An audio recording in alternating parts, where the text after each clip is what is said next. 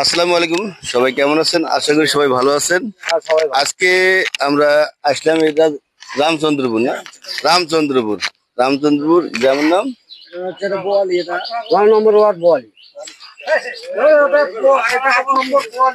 আচ্ছা, 8 নম্বর বোয়ালি ইউনিয়ন, 9 নম্বর ইউনিয়ন। এখানে এক অসহায় ব্যক্তি পাইছি আমরা, উনি নাকি বাদাম বিক্রি করতেন।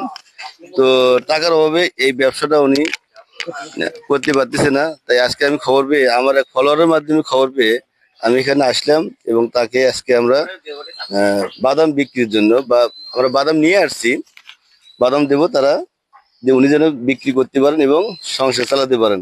আপনার কিছু বলার আছে? একটু বলেন। না ভাইজান, আমি খুব খুশি হলাম। আমি এই ব্যাপারে আমার খুব তবিল নাই, আমি খুব অসহায়।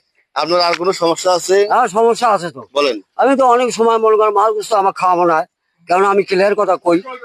হ্যাঁ, বয়স তো এখন দেওয়া আছে, আমার বহু গাইবান্ধা শহরে তো আমার দান করে, বাস আছে 100 টাকা 200 টাকা নেন, আপনার তবিল করেন।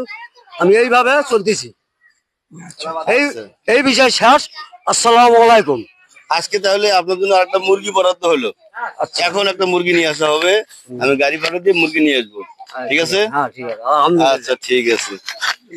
মেহেদি ভাই, আমার কিছু বলো। হ্যালো বন্ধুরা, আসসালামু আলাইকুম।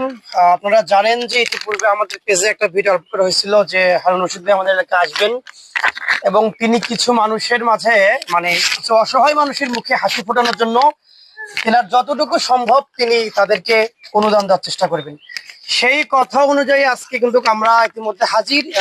আমরা একজন মানুষকে পেয়েছি, উনি হচ্ছে একজন বাদাম বিক্রেতা।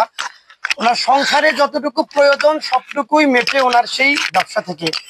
তেনাকে বলা হয়েছিল তেনার কি চাই, উনি বলছে যে আসলে আমার যেহেতু ব্যবসা আমি বাদামের করি, ওই জন্য আমার বাদাম ব্যবসা করতে গিয়ে আমার সময় মানে তবে এত টাকা পয়সার সংকটে পড়ে থাকে।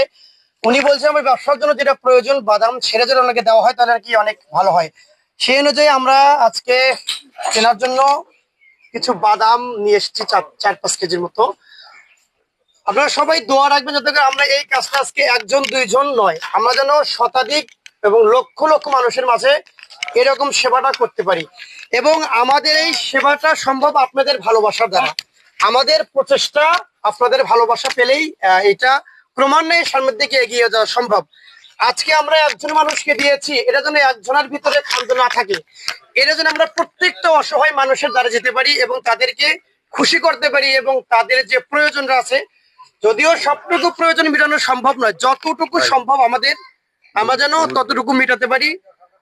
সে পর্যন্ত ভালো থাকবেন, সুস্থ থাকবেন এবং আমাদের এই পেজটাতে সবসময় একটু ফলো রাখবেন, লক্ষ্য রাখবেন, ভিডিওটাতে লাইক কমেন্ট শেয়ার করবেন এবং আমাদের প্রচেষ্টা যতটুকু আপনাদের ভালোবাসার দ্বারাই কিন্তু সফলতা পাওয়া সম্ভব। সেজন্যই ওনার দেখতে পাচ্ছি আমরা একটা স্টিলের বা কি এটা বলে করে উনি ব্যবসা করেন। আমাদের ওয়াদাবদ্ধ হয়ে গেলাম যে আমরা আগামীতে এনার বাদাম ব্যবসা করার জন্য যে একটা ঢাকি প্রয়োজন সেটি আমরা তেনাকে সরবরাহ করে দেবো ইনশাল্লাহ। আপনার বলার আর কিছু আছে? হ্যাঁ, আছে তো। আপনার ফ্যামিলিতে মেম্বার কয়জন আপনার পরিবারে? 3 জন ভাই। মানে কাজ কামাই করে কতজন? কামাই আমি একলাই করি। আপনার কি পুরো সংসারে এই ব্যবসা দিয়ে চলে? না, আমার খুব সমস্যা, কিস্তি আছে। কিস্তি আমি বলছিলাম যে আপনার এই ব্যবসা দিয়ে কি সবকিছু চালাতে হয়? না, হ্যাঁ, সবকিছু চলায় না। ঠিক আছে, দর্শকদেরকে বলে দেন আমাদের পেজের সামনে লাইক কমেন্ট করে দেয়। বাবা, এদের যে কথাগুলো কই না, এটা করে বাস্তব অরিজিনাল, এটা মিথ্যা কথা কই না।